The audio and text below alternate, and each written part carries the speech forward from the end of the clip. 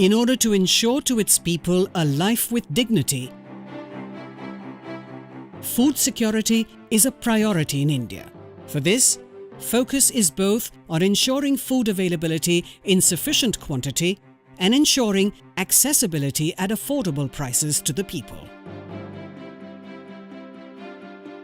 India has come a long way in terms of production of food grain from around 51 million tons in 1950-51 to an estimated production of 265 million tons in 2013-14.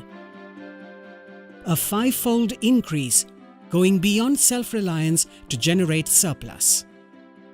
With the food grain production base diversified across crops and geographical regions, it is less susceptible to crop failures arising out of adverse weather conditions.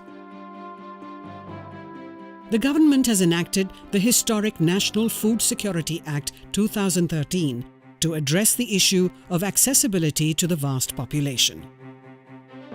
In a first of its kind, the Act marks a paradigm shift from welfare-based to a rights-based approach. The Act follows a life cycle approach, starting with specific entitlements for nutritional support to children and pregnant women. It gives legal right to 2/3 of the country's population, about 810 million persons, to receive food grain at highly subsidized prices.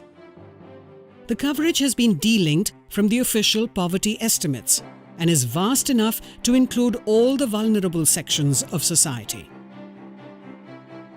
Keeping in view the federal structure and wide difference in the socio-economic conditions across 36 states and union territories, state governments have the flexibility in identifying eligible households. Every household covered under the Act is entitled to receive 5 kg of food grain per person per month at affordable prices, with a higher entitlement for the poorest of the poor households. Pregnant women and lactating mothers are entitled to nutritional meals free of cost, alongside a maternity benefit of 6,000 rupees as supplementary support to augment nutrition and to partly compensate for loss of wages. Children up to 14 years of age are also entitled to meals as per the prescribed nutritional norms. As a measure of women's empowerment, women above 18 years of age are to be the heads of eligible households. Nutritional support to women and children up to 6 years of age is provided through over 1.3 million Anganwadi centers. Nutritious meals to children in the age group of 6 to 14 years will be delivered through the midday meal scheme in about 1.2 million schools. An effective grievance redressal mechanism is essential to enable people access their entitlements. A two-tier mechanism at the district and state levels will look into grievances relating to non-distribution of entitlements and monitor implementation of the law. Dedicated call centers are used for lodging complaints. The annual requirement of food grain for implementing the Act is 61 million tons, of which 55 million tons will be distributed through the public distribution system alone, and the rest is for other schemes for nutritional support.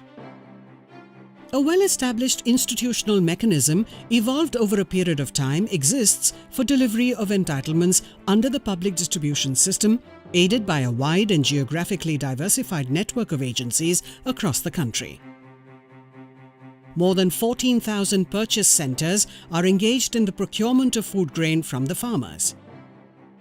They procure about 60 million tons of food grain annually through price support operations. About 40 million tons of food grain is transported annually to meet the requirement of food grain across the country. Storage facilities have been created throughout the country. These are networked with a supply chain of over 500,000 distribution outlets.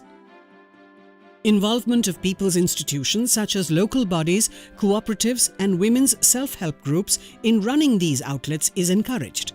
More than 25% of the public distribution system outlets are run by such institutions. To ensure that benefits reach the intended beneficiaries, special focus is laid on widespread use of ICT tools through complete computerization of the distribution network. India firmly believes that food security is our first and foremost priority. We are determined to fulfill this commitment towards ensuring a healthy future to all our citizens.